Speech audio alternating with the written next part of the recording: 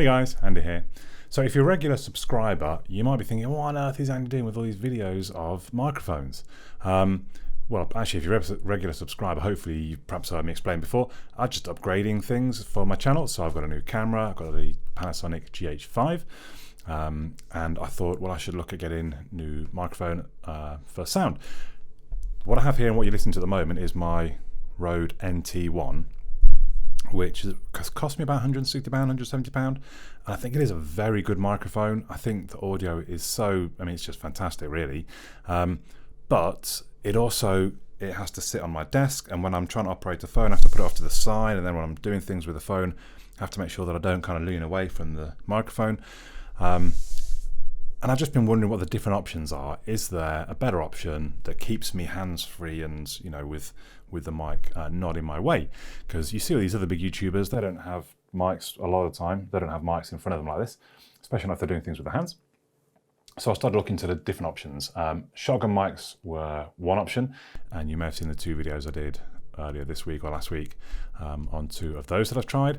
But the other option, if you can see there, is a lavalier, the clip-on lapel mic. Lovely.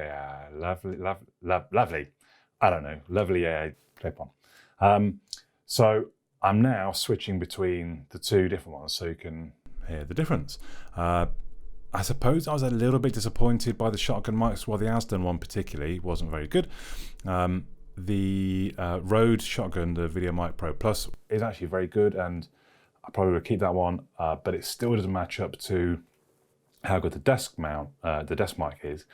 So I guess I'm quite curious to see the comparison between these two now, because the Sennheiser MKE2 is a quite highly regarded, I've seen some pretty big YouTubers using it, and the videos I've watched with them using the audio is really very good, so I have quite high hopes. I should point out, so I'm a bit naive perhaps, I've used other sort of clip-on lavalier mics before. You just plug them into your recording device, your camera, whatever, clip them onto you, and off you go. The MKE2 needs a power source, needs a 7.5 volt power source, so I can get it out of my pocket. So I also had to buy a transmitter. Now what this means is I'm totally wireless, so I can literally wander off anywhere, which is great. But this was another sort of £280. The mic itself is 200 plus. I bought this one second hand, so it's like 120. So it is still very expensive. But this transmits to a unit that sat on top of the camera that then plugs into the microphone input on the camera. Anyway, I'm actually now going to head outside to see how it is out there. So usually I come outside to test kind of how far away I can go and still sound good with the microphone, but obviously it's stuck to me.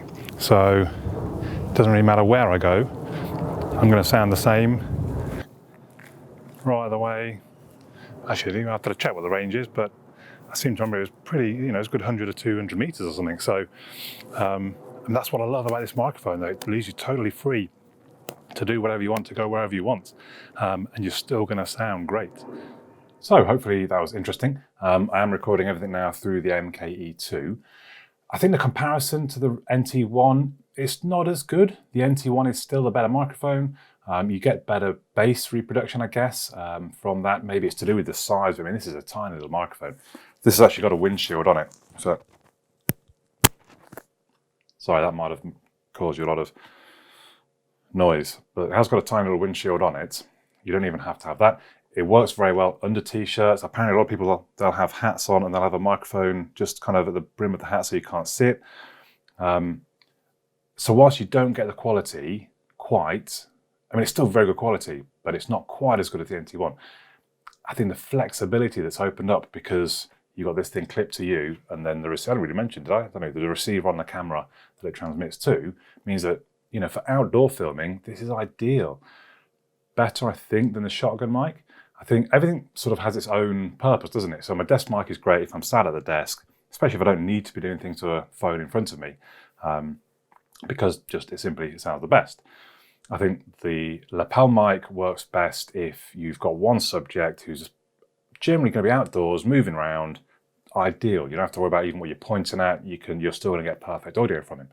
Whereas a shotgun mic is best if you're just, maybe you're going out there and just talking to people and filming people and your subject is going to be changing all the time, then a shotgun mic is great. So I guess it's about finding the best mic in each of those different sort of scenarios.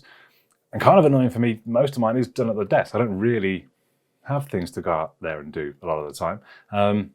But I just like the idea of being able to do that. So the MKE2, I think, really very good. I'd love to hear your thoughts in the comments down below, though. Let me know what you think. But for now, my name's Andy. I'll catch you all again soon.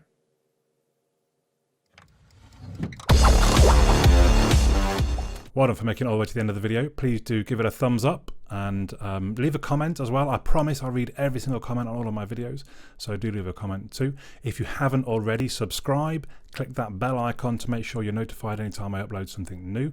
Perhaps most importantly, just share my videos, be it social media, be it forums, just put them online for people to watch. If you want to go that one step further, there are links in the video description to my Patreon and also buy me a coffee. Just a few extra pounds a month would help me make more videos. Also, of course, don't forget to check out the other videos on my channel. I'll see you all in the next one.